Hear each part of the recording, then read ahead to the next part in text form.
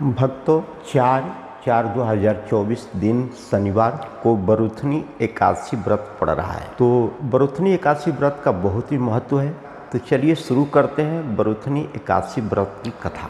हर माह में 2 बार एकादशी तिथि पड़ती है, एक कृष्ण पक्ष में और एक शुक्ल पक्ष में। पूरे साल में 24 एकादशी तिथि पड़ती है। हिंदू धर्म में एकादशी तिथि का बहुत अधिक महत्व होता है। हर माह में 2 बार एकादशी तिथि पड़ती है। पूरे साल में 24 एकादशी तिथि पड़ती है।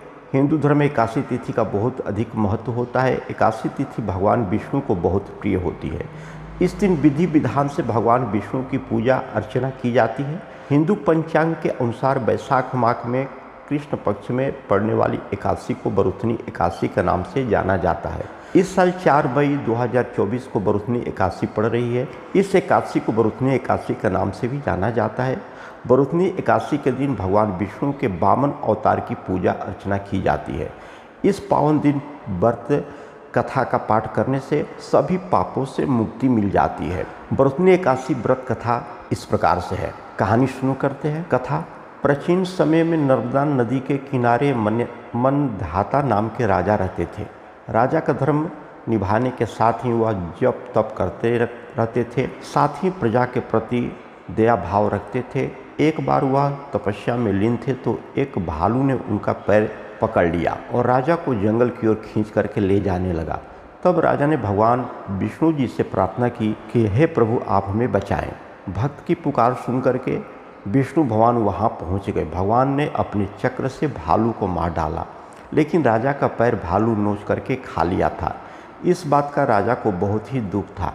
राजा को दुखी देख करके भगवान विष्णु जी ने कहा कि राजन, भालू ने तुम्हारा पैर काट खाया है, वह तुम्हारे पूर्व जन्म का पाप है, जिसकी सजा तुम्हें इस जन्म में भुगतनी पड़ रही है। राजा ने इसकी मुक्ति पाने का उपाय पूछा तो भगवान विष्णु जी ने कहा कि राजन, तुम मेरी बराह अवतार मूर्ति की पूजा बरुथनी एकादशी का व्रत धारण करके करो। इससे तुम्हारे पाप कट जाएंगे और व्रत के प्रभाव से दोबारा अंगों वाले हो जाओगे।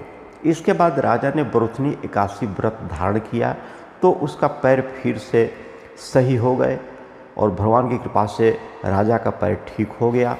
जो भी नर नारी बरुथनी एकादशी व्रत का पूजा करते हैं, कथा सुनते हैं या दूसरे को सुनाते हैं, उन पर भगवान विष्णु हमेशा ही प्रसन्न रहते हैं और वह नर नारी पृथ्वी लोक का सुख भोग करके श्री विष्णु भगवान के धाम को जाते हैं।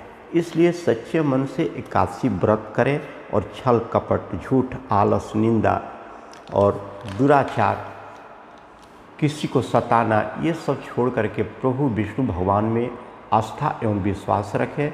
आपकी सारी मनोकामनाएं भगवान की कृपा से पूरी होगी। धन्यवाद।